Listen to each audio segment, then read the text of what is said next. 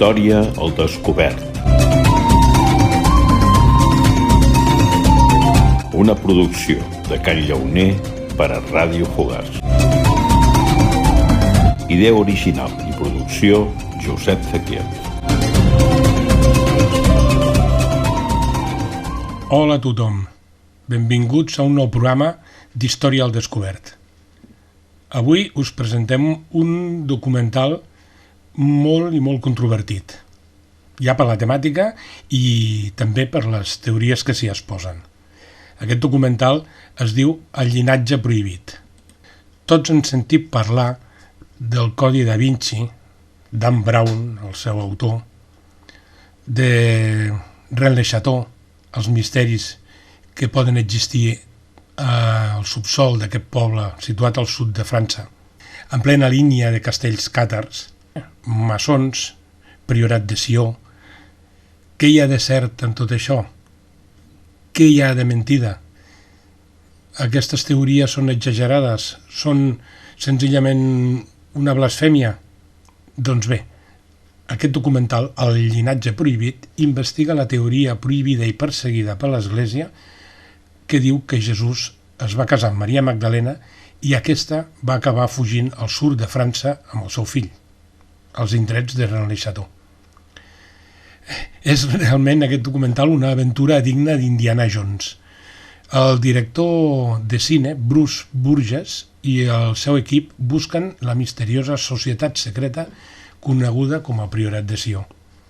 La seva investigació segueix les pistes que uneix els cavallers templers i la llegenda de Maria Magdalena, amb missatges incrustats en la decoració de la famosa església de Rennes-le-Château a França.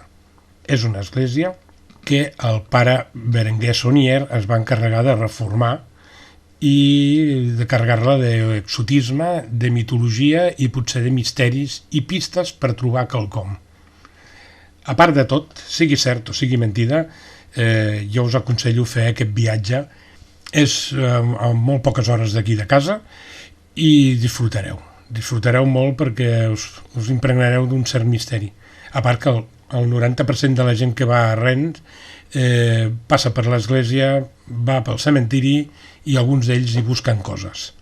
Potser no ho sabrem mai, però documentals i teories i llibres sobre aquest tema se n'han fet, se'n fan i se'n faran verdaders munters.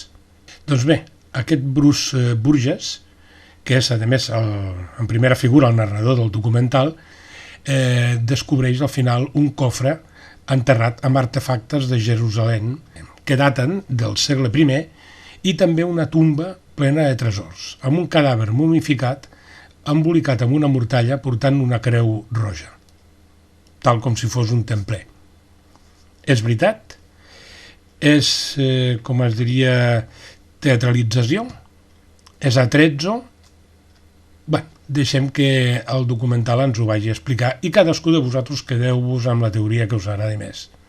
Perquè, si bé sí que hi ha fets, a més històrics, que estan comprovats i que podrien aproximar-nos a dubtar una mica del verdader final de Jesucrist, el qual potser no va morir a la creu, doncs tampoc volem aquí anar contra les teories oficials de l'Església, sinó simplement creiem que l'obligació nostra és reflexar les diverses realitats que hi ha a darrere d'una veritat, o d'una suposta veritat. Us deixem amb la primera part d'aquest documental, ja que és molt llarg i no ens podem passar de la hora. Us deixarem amb aquesta primera part i d'aquí 15 dies hi tornarem. Vinga, us deixem amb ell.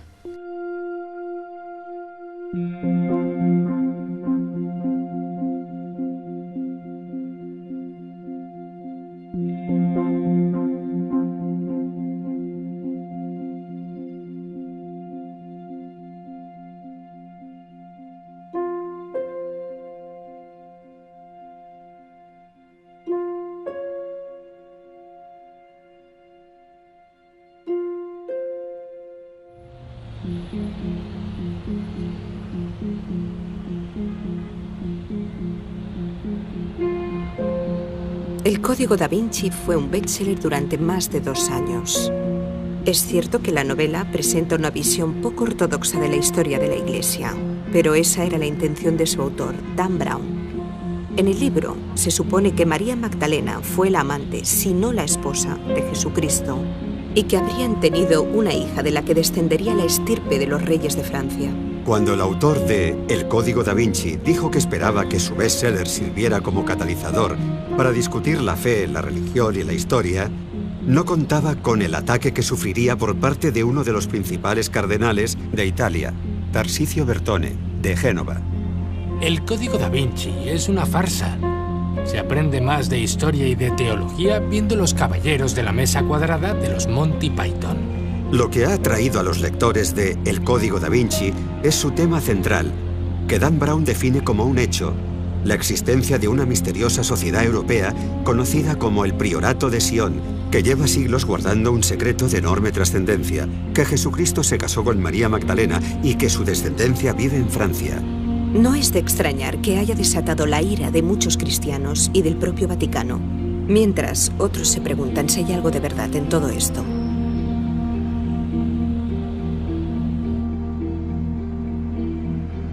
¿Cree el Priorato de Sion o tiene pruebas de que Jesús se casó con María y tuvieron hijos? Sí. La respuesta más corta es sí. ¿Existe un linaje de Jesús y María? Existe un linaje de Jesús y María, efectivamente.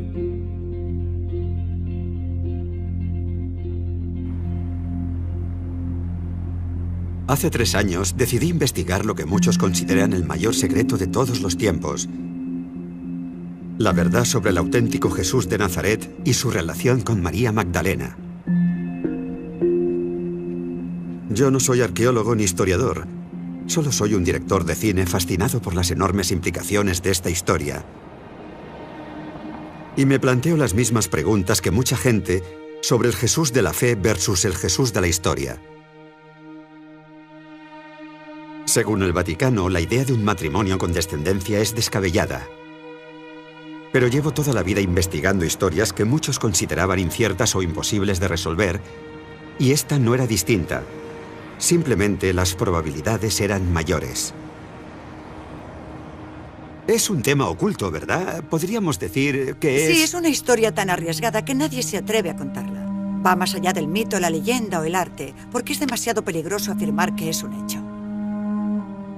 Si la Iglesia hubiera mentido sobre la divinidad de Jesús y tergiversado deliberadamente los hechos, se derrumbaría la base del cristianismo aceptado.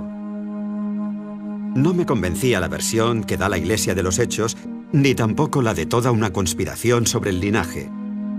Pero los mensajes codificados en los cuadros, los documentos e incluso en iglesias de toda Europa parecen contarnos una versión muy distinta de la historia de Jesús en el Nuevo Testamento. Fíjese aquí, están cogidos de la mano. De la mano derecha, un elemento Sí. clave en la liturgia del matrimonio. Parece embarazada, ¿no? Desde luego. A mí me lo parece.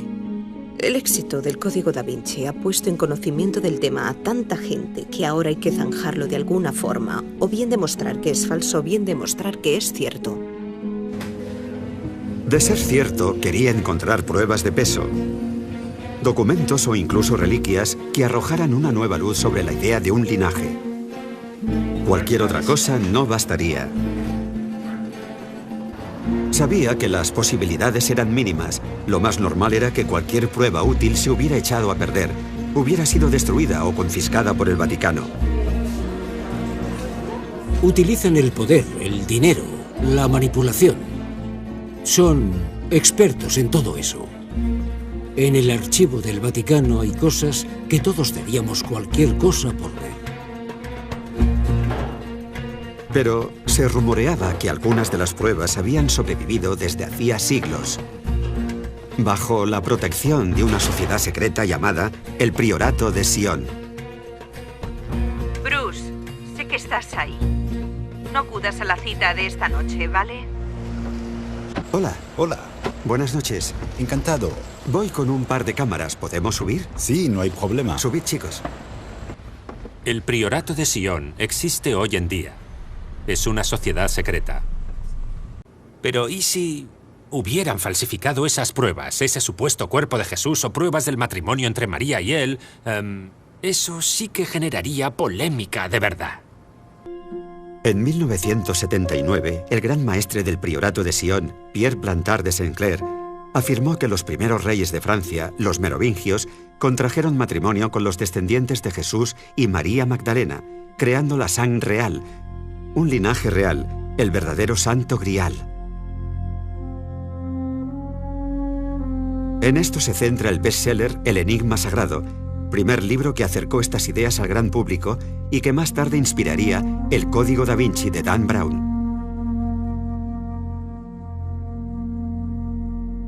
No hay ninguna duda de que el priorato de Sion existe, y según consta oficialmente se fundó en 1956. Ese hecho es innegable. Tiene una historia que contar. Y la pregunta no es si la sociedad existe o no, la pregunta es si la historia es válida en realidad, o, por ejemplo, no es más que una burda invención. ¿Puedes responder a eso? Bueno, por lo que he investigado, tengo mis dudas. Porque por un lado es cierto que hay muchísima mitología y simbolismo en torno a las palabras y a las ideas. Se juega mucho con eso. Pero por otro, hay un plano general que engloba toda la historia. Y por mucho que analices y trates de desmontar las piezas individuales, sigue llevándote a un todo coherente. El pasado turbulento de Plantard llevó a mucha gente a interpretar su versión como una fantasía personal. Pero yo no estaba tan seguro. Si su misión era poner en conocimiento público la idea del linaje, con un poco de ayuda de Dan Brown, su logro habría superado con creces sus expectativas. El peligro que supone el linaje para la Iglesia es que un matrimonio con hijos desmentiría la idea de divinidad de Jesús y 2000 años de doctrina cristiana. Pierre Plantard murió en el año 2000, pero había pruebas de que el priorato seguía activo. Mi primer contacto era un hombre de París que, al parecer, continuaba su trabajo. Se llamaba Gino Sandri y afirmaba ser el secretario general de la orden. A través de mi productor, Eduardo Flaherty, le pregunté si el priorato existía de verdad. La sociedad existe, pero el priorato de Sion tiene muchas estructuras.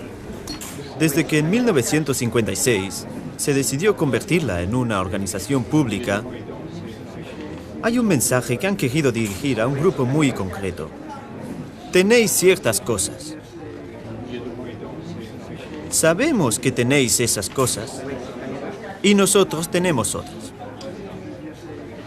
¿Documentos? Entre otras cosas. ¿Cuáles son esos secretos que guardan? Pues no puedo contestar a esa pregunta, no puedo contestarle. Es un tema peligroso. Existen dos organizaciones, el Priorato de Sion y la Iglesia Católica, el Opus Dei. Los buenos y los malos. Solo le diré una cosa. Puedo asegurarle que hay obras de arte codificadas. Pero para entenderlas, hay que saber descifrar el código.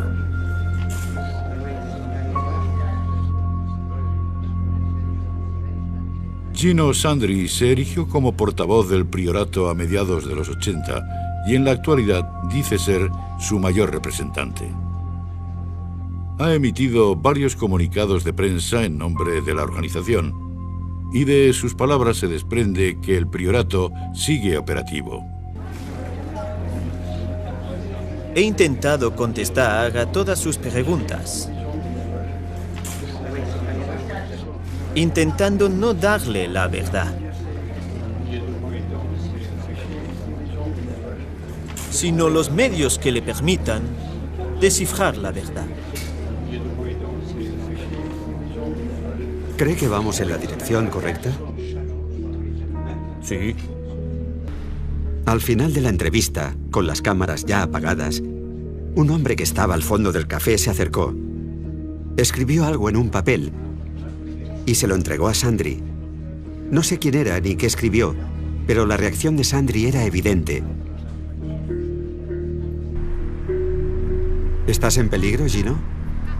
¿Crees que estás en peligro?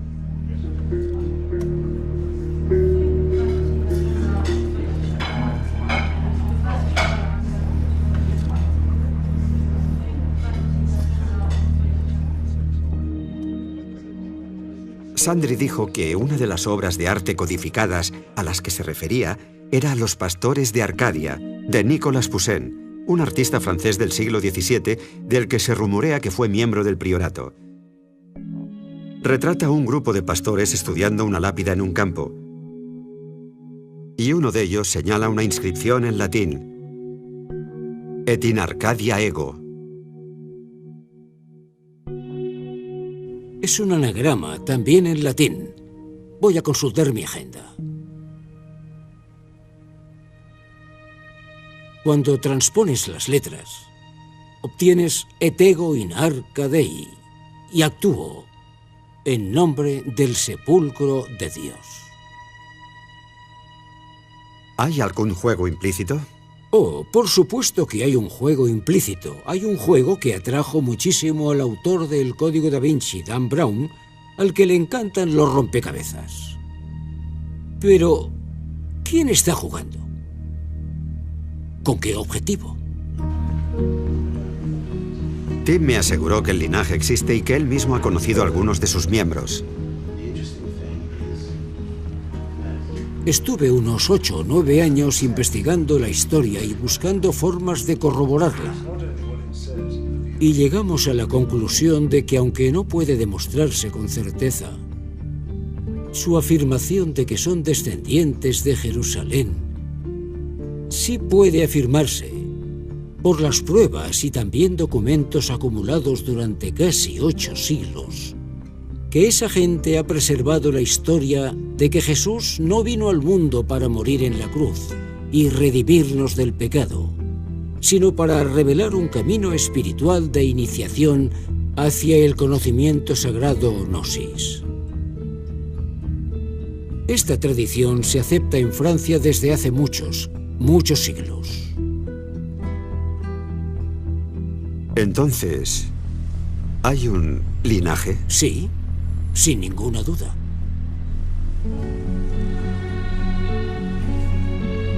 De ser cierta la existencia de un linaje de Jesucristo, seguro que la Iglesia Católica procuró eliminar a todos los miembros, a todos los que los conocieran, a quienes supieran quiénes eran, pensando que haciéndolo podrían deshacerse del problema.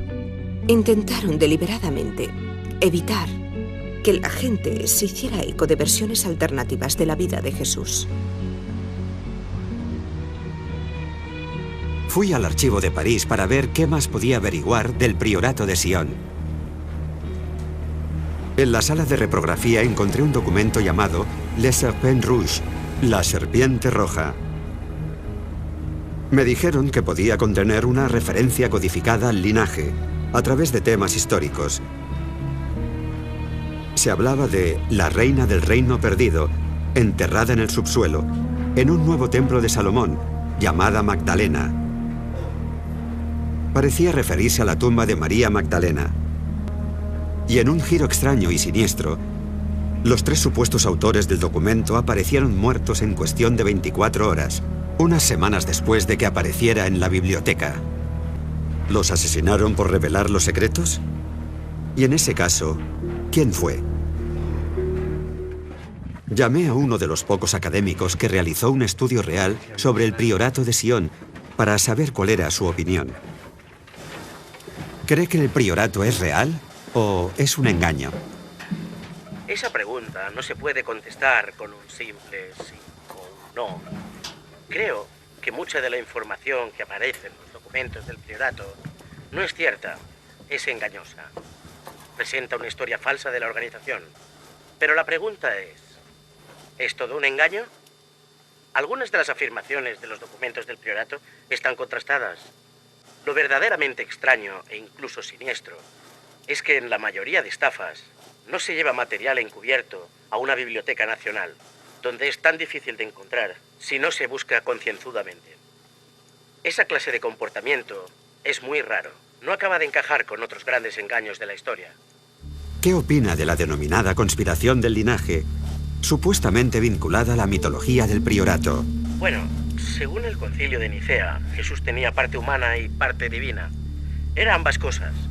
Ciertamente, la parte humana podría haberse casado y haber tenido hijos. Así que eso no atacaría los fundamentos de la teología cristiana. De hecho, lo que resultaba más controvertido era que Jesús pudiera haber sobrevivido a la crucifixión, o que la crucifixión hubiera sido una farsa. La importancia de todo esto reside en que si no hubiera resucitado, no podía ser divino. No era hijo de Dios. Robert Howells es un experto en búsqueda de datos e investigación, especializado en masonería y sociedades secretas, incluida la del Priorato de Sion.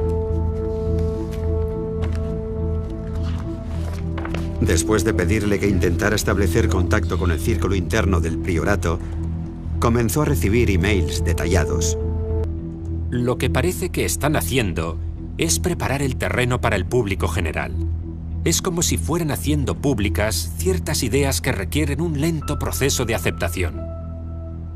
Porque si hace 30 años, por ejemplo, hubieran hablado de un supuesto cuerpo de Jesús, la noticia habría generado mucha angustia, habría trastornado a mucha gente, algo totalmente innecesario. Llevan ya un par de semanas escribiéndose emails. La buena noticia es que el contacto de Rob en el priorato, por fin, ha aceptado reunirse conmigo en persona. Sigo sin saber quién es en realidad.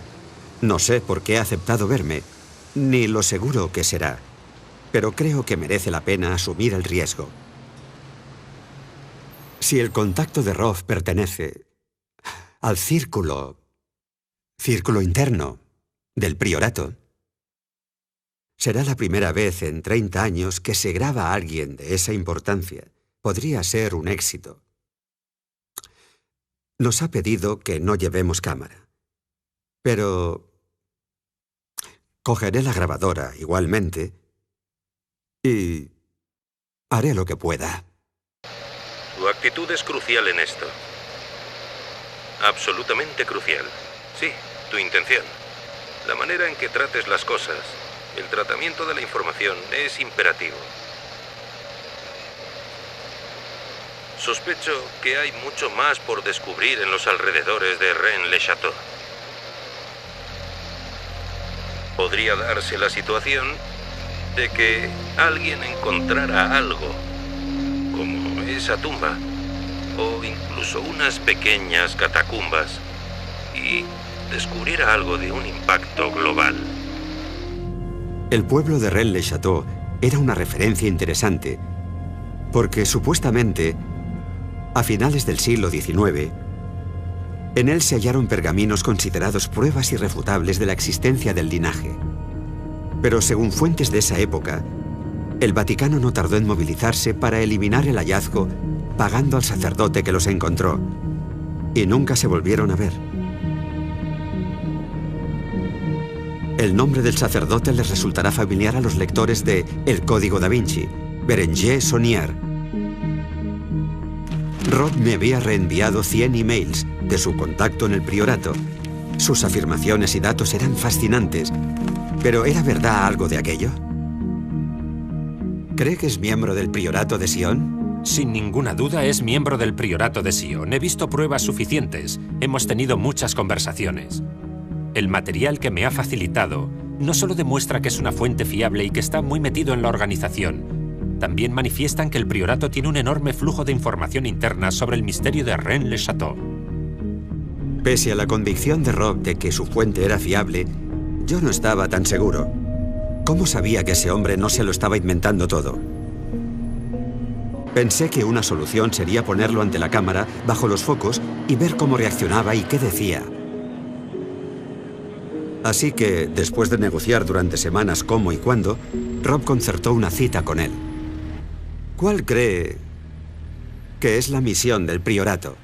El priorato de Sion está haciendo propaganda alusiva a la idea de que existe ese linaje real. Están revelando información a un ritmo prudente. Están aireando información con el fin de que la absorba el público en general. Así que, en realidad, no importa que el mensaje pasara de los templarios a la Orden de la Rosa Cruz y en la modernidad al Priorato de Sion. Todos transmiten la misma tradición. Luego, en su esencia, son la misma sociedad, el mismo grupo, la misma conspiración. Como seguía escéptico sobre la fuente, investigué el pasado de aquel hombre con un investigador privado. Descubrimos que se llamaba Nicholas Haywood, hijo adoptivo de Sir Harold Haywood, un antiguo consejero del príncipe Carlos. Era coleccionista de textos alquímicos y alto miembro del grado 33 de la masonería. ¿Crees que ese hombre oculta algo? En el Reino Unido no es normal que cueste tanto encontrar información de alguien. Hemos encontrado más puertas cerradas de lo normal. Podría deberse, por ejemplo, a que en una situación extrema tuviera que adoptar una nueva identidad. ¿Es usted miembro del Priorato de Sion? Tengo amigos en el Priorato de Sion. Yo hablo en su nombre. En realidad, Sion no es una organización secreta. No elige cómo opera. Simplemente no puede operar públicamente. Existe mucho miedo en muchos aspectos. No buscamos publicidad, pero agradecemos que se presente la gente adecuada con la mentalidad y la intención apropiadas. Y por eso estoy aquí. ¿Cree el Priorato de Sion, o tiene pruebas, de que Jesús se casó con María y tuvieron hijos? Sí. Sí, la respuesta más corta, sí. ¿Existe un linaje de Jesús y María? Existe un linaje de Jesús y María, efectivamente, sí. ¿Existen pruebas dentro del priorato? ¿Existen pruebas? Existen al margen pruebas. De lo que pone en la sí, Biblia, al margen de todo Talmud eso, existen pruebas, sin ninguna duda. Pero el soporte probatorio básico es... Bien, decía que el soporte probatorio básico es una serie de cosas que se conservan juntas. Objetos. Pero no voy a dar detalles ni explicar de qué objetos se trata. Son incuestionables. ¿Están en manos del priorato? Su paradero está en manos del priorato, sí, eso es. ¿María Magdalena vino a Francia? El conjunto de pruebas apunta a eso de forma rotunda, es cierto, sí. ¿Está en Francia? Sí. Lo que me han dicho es que las pruebas están en la zona de Rennes-le-Château. Se trata de un cuerpo probatorio, y creo que se refieren a un cuerpo de forma literal. Y por eso recriminan lo que ellos llaman la gran mentira. La historia no es como se le ha enseñado a la gente, ni como la enseña el Vaticano. En realidad, Jesús estaba casado, tuvo hijos, y María Magdalena fue su esposa. Afirman tener un cuerpo, y si ese cuerpo se muestra, será una prueba irrefutable.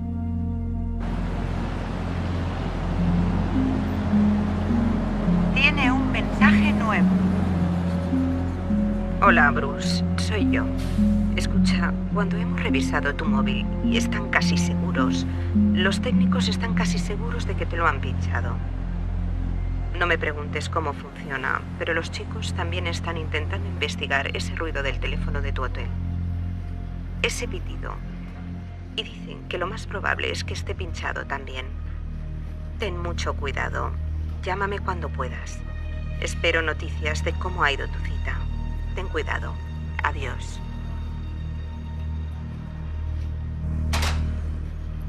¿Cree que hay un movimiento para impedir que hablen más claramente con gente como nosotros?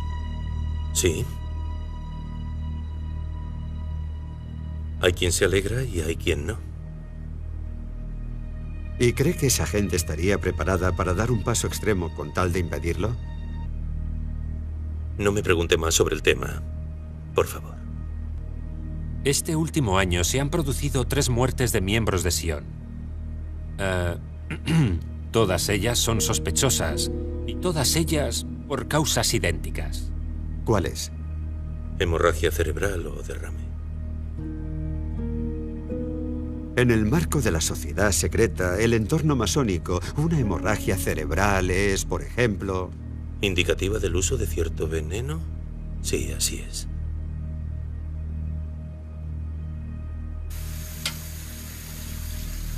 Oh, son las 2 de la mañana y acaban de decirme que un hombre con el que habíamos quedado, Lord Litchfield, murió anoche en una fiesta. Al parecer por una hemorragia cerebral. Iba a enseñarnos documentos relacionados con el priorato y todo este misterio. No sé si es que era miembro del priorato, pero sí sé que al parecer tenía una copia de Los Pastores de Arcadia en su estudio privado.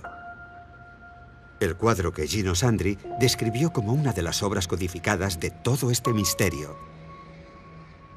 Puede que haya sido casualidad que muriera de una hemorragia cerebral. O puede que haya sido casualidad que muriera unos días antes de reunirse con nosotros para hablarnos del linaje. Si estaban asesinando a miembros del priorato para impedir que revelaran información, era posible que también intentaran detenerme a mí. Contacté con un miembro de una importante logia masónica de París para averiguar qué sabía sobre el priorato y el linaje. Aceptó hablar conmigo con la condición de que no revelara su identidad. Las dimensiones de esto son enormes. Hay toda una red de logias masónicas vinculadas al Vaticano, a la CIA. Es increíble. Ni se lo imaginan. Es gente muy influyente, Bruce. Son capaces de todo con tal de proteger sus secretos. Mataron a Roberto Calvi en Londres porque iba a hacerlo todo público. Es real. La idea del linaje es real. Y no creas que no serán capaces de matarte para seguir encubriéndola. De acuerdo. Puedo decirte que todo está relacionado con Rennes-le-Château. Descubrieron que el padre Saunier había encontrado unos pergaminos bajo su iglesia. Descubrió por qué esa zona era tan importante. Entiendo. Es obvio que hay algo importante enterrado en la zona de Rennes-le-Château. Y tiene que ser religioso. No habría adquirido ese estatus de no ser algo herético y religioso. Bueno, lo más probable es que sea... Lo más impactante que puede haber allí es el cuerpo de Jesús. Es aquí. Lo que encontró el sacerdote bajo su iglesia a finales del siglo XIX es uno de los grandes misterios del suroeste de Francia. Ah, ya entiendo. ¿Sí, entiende? Sí. Los rumores apuntan a que encontró pruebas rotundas del linaje. Puede que incluso las tumbas de Jesús y María Magdalena. Y nadie más las ha visto. Alain Feral, un artista y escritor local, tenía las llaves de la iglesia y accedió a enseñarme el punto en el que hizo su descubrimiento el sacerdote. Me contó que durante las obras de reforma de la iglesia, Saunier descubrió una escalera que descendía a la cripta, escondida tras una puerta falsa de su armario. Sígame, por favor, es aquí dentro. Cerró la entrada, la puerta a la cripta, porque es una sala secreta, ¿no? A salle secrète. Sí. ¿Y ahora? Desde Saunier. Sí. Nadie le ha vuelto a ver. Fui a ver al alcalde de Rennes-le-Château para ver si era posible excavar el suelo para acceder a esa sala secreta. Me dijo que era imposible, que nunca me darían el permiso. Él ya quiso hacer la excavación hace años, pero el gobierno francés no se lo permitió. Al parecer, sus solicitudes para el permiso continúan en trámites. Era gente poderosa, dijo, que no quería que esta historia se expusiera más. A ver si me puede entender. ¿Hay gente que quiere encubrir la verdad? Sí. Bueno, creo que el sacerdote, sin duda, descubrió una tumba o tumbas, o bien bajo la iglesia, o bien a través de una entrada bajo la iglesia. Estoy tan convencido porque se me han acercado varios vecinos de Rennes-le-Château discretamente, que nos han enseñado regalos que Saunier les hizo a sus padres y abuelos. Sí, y a sus abuelos. Hemos visto joyas, también monedas. Y en un caso he llegado a ver un cáliz de plata maciza del siglo XIII conservado en su caja original, con una nota escrita a mano de Saunier. Son objetos de un valor considerable para estar en manos de un sacerdote de pueblo. Así que, sí, encontró un tesoro, probablemente en una tumba. La gran pregunta es, ¿qué más había? Cuando el libro El Enigma Sagrado salió a la luz en 1982, los tres autores recibieron una carta de un reverendo de Inglaterra que básicamente les confirmaba que existe un tesoro en Rennes-le-Château, pero que no se trataba simplemente de cálices, monedas y alhajas. Existen papeles. El padre Saunier encontró papeles que aportan pruebas irrefutables de que Jesús seguía vivo en el año 45 después de Cristo. En otras palabras, papeles que desmontan la base de la doctrina cristiana al afirmar que no murió en la cruz y por tanto que no resucitó, por lo que no sería un ser divino.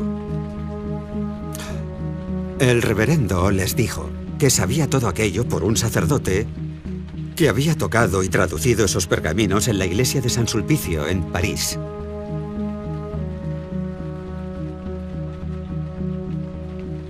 Al parecer acabaron en manos del Vaticano y no se han vuelto a ver. Es posible que Saunier dejara alguna pista sobre el contenido de los pergaminos en la iglesia, porque la estación 14 suele representar el cuerpo de Cristo llevado a su tumba por sus discípulos. Pero en la iglesia de Rennes-le-Château, alguien había pintado una luna en la esquina izquierda de la escena que la sitúa en la noche. Y va en contra de la ley judía tocar un cuerpo sin vida durante la noche. Así que podría interpretarse que no están tocando un cuerpo sin vida porque Jesús seguía vivo. Al margen de todo, es una hipótesis fascinante. Si la sitúas en el marco de la carta que recibieron los autores del Enigma Sagrado, en la que se afirmaba que Saunier había hallado pergaminos que probaban de forma irrefutable que Jesús no había muerto, no es tan descabellado decir que esa luna fuera un mensaje sutil que dejó el sacerdote para que sobreviviera a él y nos inspirara todas estas preguntas unos 100 años después. Recibí la llamada de un vecino que se enteró de mi investigación y me dijo que tenía algunos de esos pergaminos que el sacerdote encontró bajo la iglesia. Sabía que podía ser un fraude, pero tenía curiosidad por ver lo que tenía, así que acepté reunirme con él. ¿Son realmente tan antiguos? Son los pergaminos encontrados en Rennes-le-Château y que han conservado los sacerdotes a lo largo de los siglos para transmitir el gran secreto. Era el secreto de la región, el secreto de los cátaros y también el secreto de la propia iglesia. Según los pergaminos, el secreto era que Jesucristo no había muerto en la cruz. Había huido de Jerusalén hasta el sur de Francia con María Magdalena y sus hijos.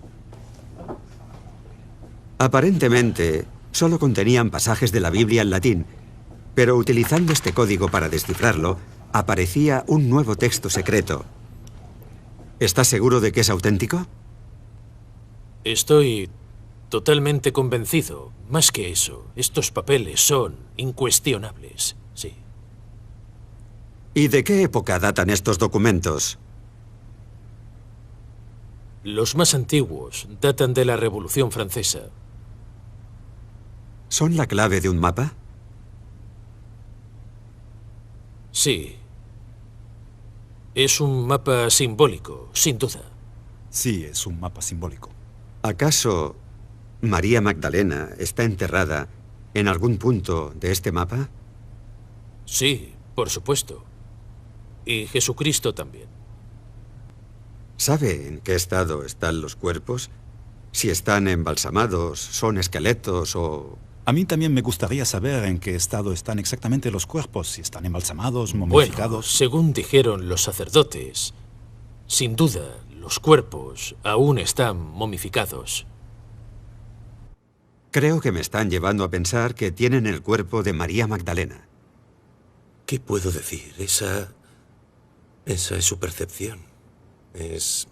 Si hipotéticamente lo tuvieran, ¿sería descabellado pensar que podría ser un cuerpo embalsamado o tendría que ser un esqueleto? Sería un cuerpo embalsamado.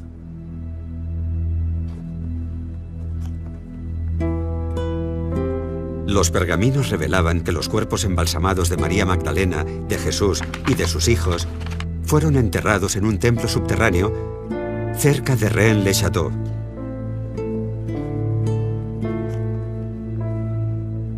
El templo es una reconstrucción del templo de Salomón. Lo que se halla en el templo es una reconstrucción del templo de Salomón. ¿Cuándo se construyó? ¿Lo sabe usted? Siglo antes de... En el siglo V antes de Cristo. Ah, siglo V antes de Jesucristo. ¿Es que acaso hay un templo bajo tierra? Sí, es cierto. Actualmente tiene un acceso abierto.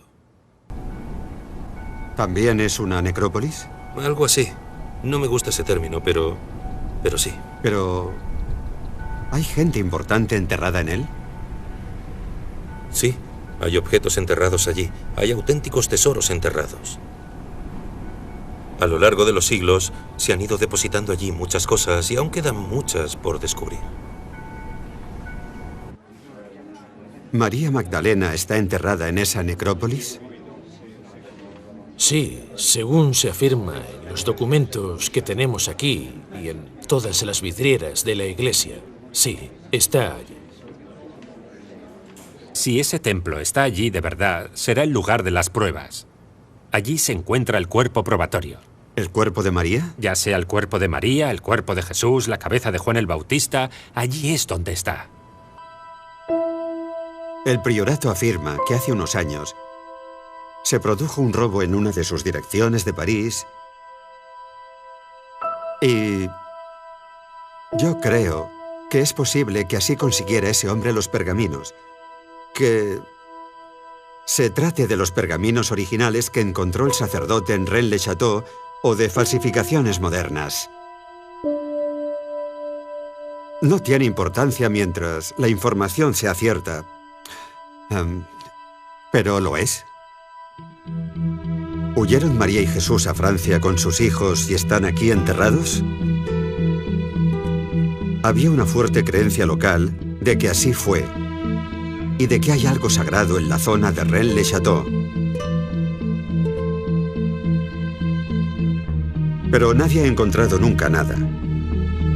Históricamente, esa hipótesis se sostiene porque había una próspera comunidad judía en esta zona del suroeste de Francia, así que cualquiera que quisiera huir de Jerusalén vendría aquí. Así que es posible que María, con o sin sus hijos, puede que con Jesús o con su cuerpo, viniera a Francia y se quedara. Por lo que estarían enterrados aquí en algún sitio. ¿Pero dónde? Mi productor en Los Ángeles ha descubierto una pista interesante. Una página web llamada Die Tumban. El administrador afirma haber encontrado la tumba de un caballero templario cerca de Rennes-le-Château, relacionada con todo el misterio de Saunier. En la página pueden verse fotos de la tumba y parece haber un cuerpo bajo un sudario con la cruz roja de los templarios estampada. Y hay cofres y otros objetos en la tumba. En mi opinión, parece un set de rodaje. Lo encuentro demasiado perfecto para ser cierto. Soy muy escéptico, pero merece la pena comprobarlo. Y René ha concertado una cita mañana por la noche. En el pueblo de al lado veremos qué tiene el hombre de la tumba. ¿Ben Hamot? El hombre con el que había quedado dijo llamarse Ben Hamot. Un anagrama de Tumban. Está en el puente. Voy a por Se él. le conoce por ser muy cuidadoso con su seguridad, tanto que aunque pidió reunirse conmigo en este bar, envió a su hermano por él. Todo esto es muy raro. Por fin me reúno con Ben al girar la esquina. Nos había estado observando desde el puente. Por su reacción era obvio que le incomodaba mucho la presencia de la cámara, pero después de una breve charla, aceptó reunirse conmigo por la mañana para una entrevista. Tendré que llamar a la puerta. ¿Hola? ¿Ben? ¿Bruce?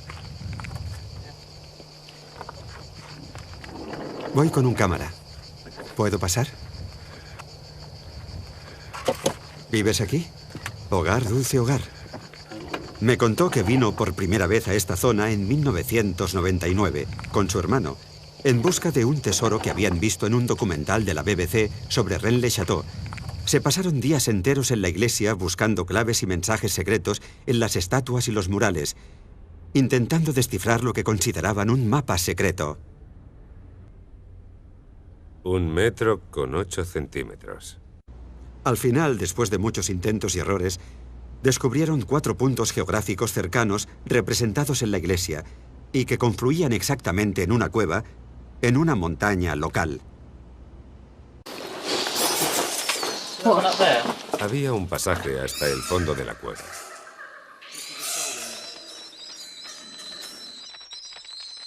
Fíjate.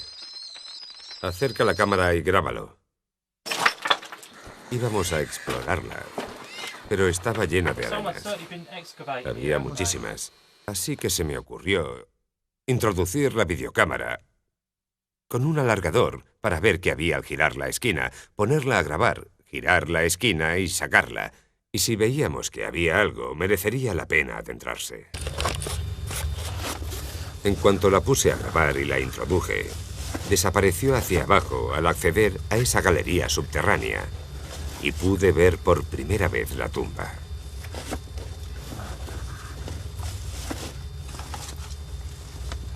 Después de un rato, enfoqué una linterna hacia abajo. ¿Le diste algo de luz? Sí. ¿Qué crees que hay allí? ¿Qué crees o quién crees que hay allí?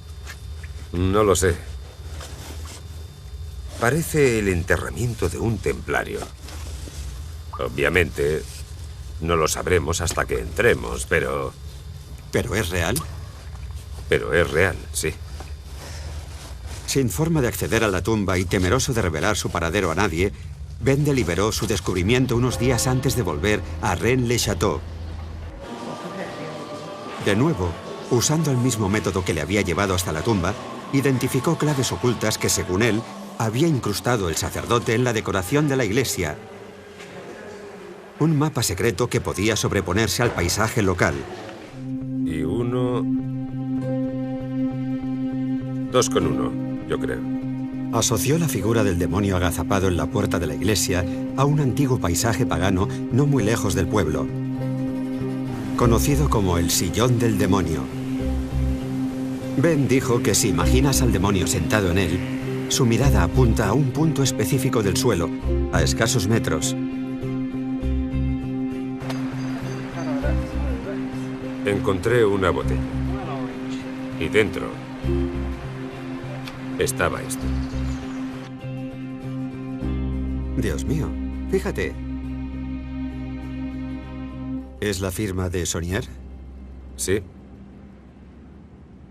¿Y estaba enrollado? Sí, estaba enrollado, y esto es lo que se veía a través del cristal. Y esto de aquí. ¿Qué hay en el dorso? Parece un mapa. ¿Qué opinas? Me llevó un tiempo descifrarlo, pero lo interesante es que tenemos el dibujo de una llave en 3 partes. ¿Sí?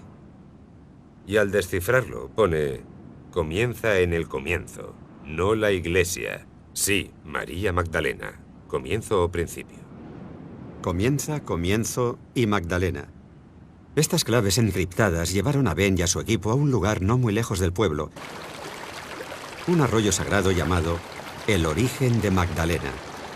Las medidas ocultas en el texto les llevaron a un punto exacto, donde encontraron una piedra de gran tamaño con las iniciales del sacerdote grabadas. Berenger Saunier. Sí, hay una B. Es una B. Se empieza a ver. Una B y una S. Sí. Seguimos el arroyo, dentro de un radio marcado. En la dirección de esta flecha. Miramos en cada hendidura y todos los escondites posibles. Y finalmente, después de indagar un poco, encontramos esta entrada en la piedra, similar a una gruta. Apartamos todas las hojas, cavamos y encontramos una botella. Una botella. No la saques con fuerza. Si es antigua, ve con cuidado. Sí, creo que es mucho más grande. Esperad, voy a sacarla. Está cubierta de tierra. Espero que no haya entrado. I això ha sigut tot fins avui. Ens quedem tallats a la part més important. Aquí comença l'acció. D'aquí 15 dies acabarem aquest llinatge prohibit amb la seva segona part. Fins llavors, passeu una bona setmana, que vagi molt bé i salut a tothom.